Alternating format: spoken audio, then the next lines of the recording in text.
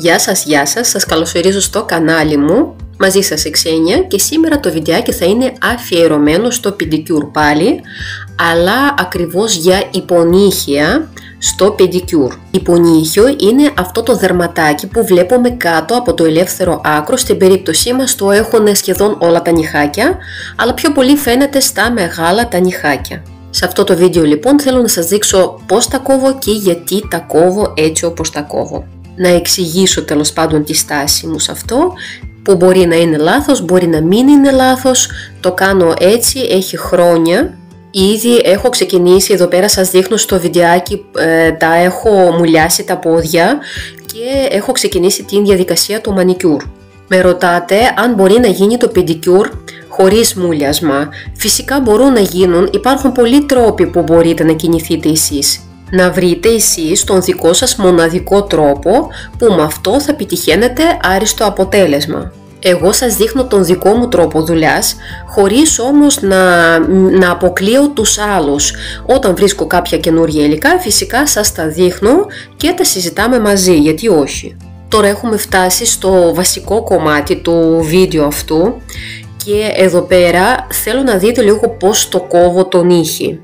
Βάζω το κοφτάκι κάτω από τον ήχη χωρίς να πιάνει το δερματάκι αυτό το επονύχιο από κάτω. Ναι, το επονύχιο βρίσκεται κάτω από τον ήχη, δεν είναι κολλημένο πάνω στην επιφάνεια του νυχιού, οπότε άνετα μπορούμε να κόψουμε το νυχάκι από πάνω και να μείνει το δέρμα αυτό να προεξέχει. Στις περιπτώσεις περισσότερες, ό,τι έχω δει σε τόσα χρόνια μέσα της δουλειάς, το υπονύχιο αυτό το δερματάκι πάβει να μακραίνει, να μεγαλώνει τόσο πολύ όταν κόβουμε αρκετά κοντά τα νυχάκια. Όταν δεν υπάρχει νύχι, δεν υπάρχει και το υπονύχιο. Στην ουσία το υπονύχιο είναι η συνέχεια της κήτης της βάσης του νυχιού και μεγαλώνει όταν μεγαλώνει το νύχι, γιατί ο οργανισμός νομίζει ότι θέλει μία στήριξη από κάτω, θέλει έτσι λίγο τη βάση να είναι λίγο πιο ενισχυμένη.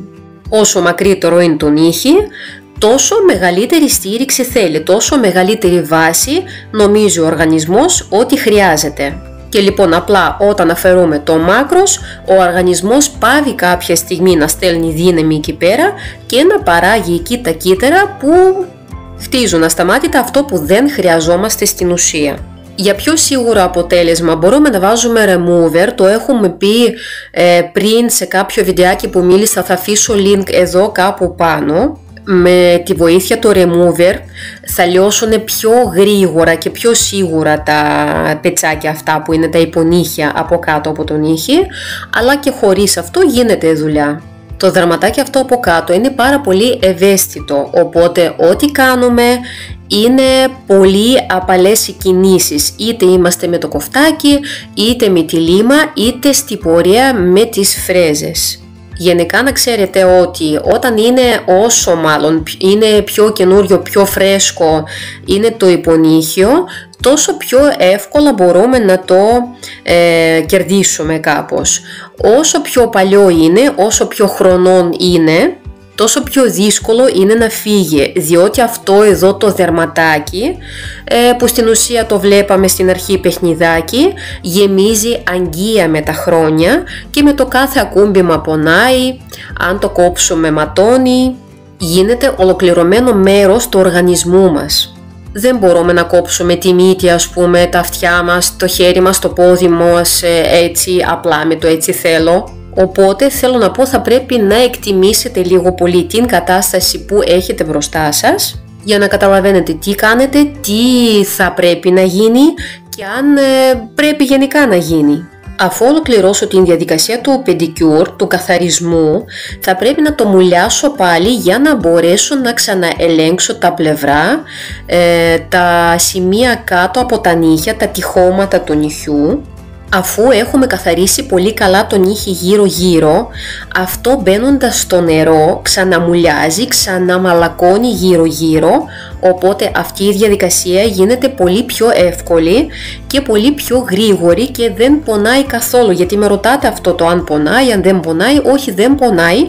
Ο σκοπός είναι να μην το χώνετε μέσα εκεί πέρα σαν να είναι η τελευταία του φορά, απλά θα πρέπει να ελέγξετε να μην υπάρχει ίσφρηση πουθενά και να μην υπάρχει έτσι αυτό το σκληρό δέρμα, να μην υπάρχουν σκληρίνσεις γενικά στα πλευρά, γιατί αυτά πατώντας μετά μέσα στα παπούτσια πονάνε.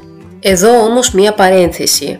Όταν λέμε να αφαιρούμε σκληρίνσεις, σημαίνει ότι θα πρέπει να αφαιρέσουμε περίπου 70% όλης της σκλήρινσης. Όπου και αν βρίσκεται αυτή, είτε είναι κάτω από τα τυχώματα του νυχιού, είτε είναι στο πέλμα, είτε είναι στη φτέρνα, δεν αφαιρούμε μέχρι το τέλος όλη τη σκλήρινση. Πράγμα το οποίο κάναμε τότε με την ξύστρα για τα πόδια. Θυμάστε ποιες δουλεύατε με αυτήν εδώ? Δεν δούλεψα ποτέ αυτό και έχω γενικά κάποιες πελάτισσες που τρομάζουν ακόμα όταν ακούνε για την ξύστρα, γιατί είναι ένα πράγμα που έφτανε στο αίμα, έβγε στο σπίτι με μισή πατούσα η πελάτισσα, ένα όνειρο κακό, εφιάλτης. Προς Θεού δεν λέω ότι το κάνανε όλες, αλλά ήταν πολλές που το κάνανε και θέλω να πω ότι παντού πρέπει να έχουμε κάποια όρια. Γενικά να θυμάστε αυτό το πράγμα. Δεν αφαιρούμε τη σκλήρινση ως τέλος. Αφήνουμε κάποια ποσότητα, γιατί ο οργανισμός καταλαβαίνει ότι δεν υπάρχει εκεί πέρα προστασία, γιατί η σκλήρινση είναι προστασία του οργανισμού. Εκεί που υπάρχει τριβή πάει και προστατεύοντας εκείνο το σημείο δημιουργεί σκληρίνσεις εκεί πέρα, οπότε εκεί που δεν υπάρχει πια σκλήρινση πάει και δουλεύει, στέλνει όλη τη δύναμη εκεί πέρα και στο τέλος έχουμε ακριβώς το αντίθετο αποτέλεσμα από αυτό που θέλαμε να επιτύχουμε. Αυτή τη φορά είπα να δουλέψω με καπελάκια, τα οποία τα πήρα από Natural Care Pro. Εδώ πέρα θέλω να επισημάνω ένα πράγμα να θυμάστε. Είτε με καπελάκια δουλεύετε, είτε με ποντοντίσκ δουλεύετε, θα πρέπει να ξεκινάτε πάντα από τις σκληρίνσεις. Στην αρχή παίρνετε τα μικρότερα grit, για τα grit έχουμε μιλήσει τώρα στις λίμες, το ίδιο πράγμα ισχύει και εδώ πέρα στα ποντοντίσκ και στα καπελάκια ακριβώς το ίδιο. Όσο μικρότερος είναι ο αριθμός, τόσο πιο άγριο είναι το καπελάκι και αυτό εδώ το κολλητικό που βάζετε πάνω στο ποντοντίσκ, που κολλάει πάνω στην επιφάνεια του ποντοντίσκ. Οπότε δουλεύετε τις σκληρίνσεις με τις άγριες πλευρές και μετά λιάνετε όλο το πόδι με κάτι πιο λιαντικό, να είναι μεγαλύτερα τα grit για να μπορέσει να γίνει ομοιόμορφη η επιφάνεια. Εγώ συνήθως ολοκληρώνω τρίβοντας την πατούσα με κάποια ράσπα, με την σκληρή της πλευρά στην αρχή και ολοκληρώνω με αυτήν εδώ τη λιαντική επιφάνεια και έτσι το πόδι γίνεται πάρα πολύ ωραίο σαν υφή. Και ύστερα φυσικά χρειάζεται καμιά κρέμα, καμιά άλλη υφή, κανένα τέτοιο για να μπορέσουμε να διατηρήσουμε λίγο παραπάνω αυτό το αποτέλεσμα. Τώρα όσον αφορά το υγρό αυτό που ψεκάζω, υπάρχουν πάρα πολλές ερωτήσεις. Αν νομίζετε ότι δεν σας κρατάει το υλικό πάνω στα νύχια, αυτό το υγρό, κορίτσια, είναι για να ενυδατώσω το δέρμα γύρω-γύρω. Αν νομίζετε ότι δεν σας κρατάει από εκεί και πέρα κάτι, μην το κάνετε ή κάντε το στο τέλος, αφού ολοκληρώσετε όλη την διαδικασία. Εγώ το κάνω έτσι.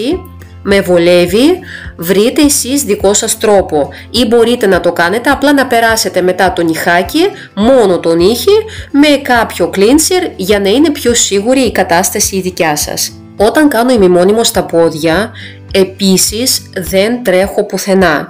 Όχι ότι κινούμαι σαν τη χελώνα, αλλά το μεγάλο νυχάκι συνήθως το κάνω μόνο του, πολυμερίζω, πιάνω δηλαδή το υλικό για κάτι δεύτερα, δεν χρειάζεται να το ολοκληρώσετε το ψήσιμο, απλά πιάνετε το υλικό για να μείνει σταθερό μάλλον πάνω στο νυχάκι και μετά προχωράτε στα μικρά.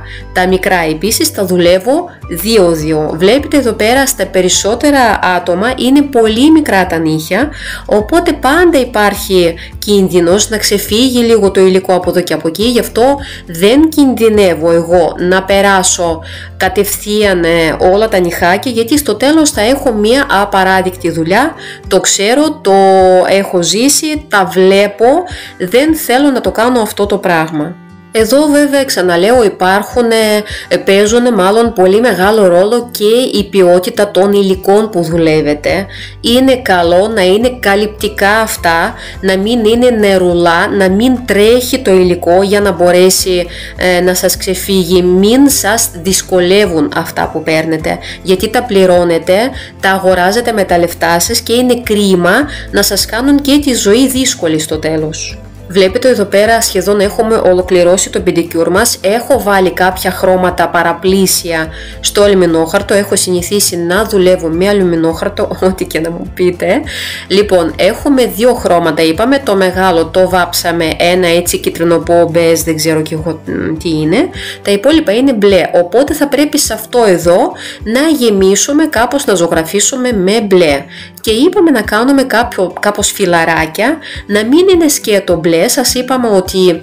Σας είπα ότι βάλαμε κάποια μπλε, έτσι, κάτι θαλασσί πράσινα χρώματα πάνω στο αλουμινόχαρτο και λοιπόν με το πινέλο λοιπόν μαζεύω κατευθείαν 2-3 χρώματα, έτσι ώστε με την κάθε κίνηση, με το κάθε ακούμπημα ζωγραφίζοντας το φυλαράκι να βγαίνει κατευθείαν 2-3 χρώματα. Το πινέλο, αν έχετε καταλάβει, δεν είναι τόσο λεπτό, είναι μεν ένα έτσι λίγο συμμαζεμένο, δεν είναι πολύ λεπτό για να μπορέσει να παίρνει αρκετό χρώμα. Σαν ποσότητα να υπάρχουν και τα 3-4 χρώματα, εντάξει, κατά πόσο είναι δυνατόν.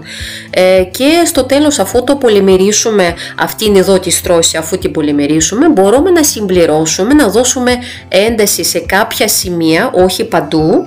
Τα πολυμερίζουμε και είμαστε κομπλέ. Με τη συγκεκριμένη πελάτησα κάνουμε πολλές φορές κάτι εξωφρενικά σχέδια. Αυτή τη φορά ήταν πολύ απλό και το καλύψαμε απλά με γυαλιστερό top από την Global Fashion. Σας το έχω δείξει πολλές φορές. Περάσαμε το ίδιο top σε όλα τα νυχάκια, οπότε έχουμε παντού το ίδιο, την ίδια λαμπερή κατάσταση και στο τέλος πάντα λιμάρω το ελεύθερο άκρο για να φαίνεται λίγο πιο τακτοποιημένο. Δεν χρειάζεται τόσο πολύ να σφραγίζουμε, τελευταία χρόνια έχουν αλλάξει τα υλικά μας και ίσα ίσα μας επιτρέπουν περισσότερα πράγματα. Εκτός αυτού, όταν λιμάρουμε το ελεύθερο άκρο, γίνεται πιο χοντρό, λίγο πιο σταθερό. Αφού το υλικό προς το ελεύθερο άκρο κάθεται λίγο, εμείς αφού λιμάρουμε το άκρο, μένει αυτό εδώ που χρειάζομαι, το πάχος, περίπου 1,5 χιλιοστά, εκεί πέρα ακριβώς αυτό που χρειαζόμαστε. Κόβω το μάκρος τόσο όσο κόβω για να μην φαίνεται πολύ μακρύ το νύχι. Την ενοχλεί την κοπέλα και γι' αυτό κάνουμε αυτό το πράγμα χρόνια και βλέπετε ότι έχει μακρύνει. Το λιμάρι αυτή σαν μάκρος φυσικά δεν το αφήνει και ξανά επαναλαμβάνουμε το ίδιο πράγμα φορά με τη φορά. Αυτό είναι το επόμενό μας πεντικιούρ. Βγήκε πολύ εντυπωσιακό, χάνει στην κάμερα και στη φωτογραφία, δεν πειράζει. Εγώ σας χαιρετώ, φιλάκια πολλά!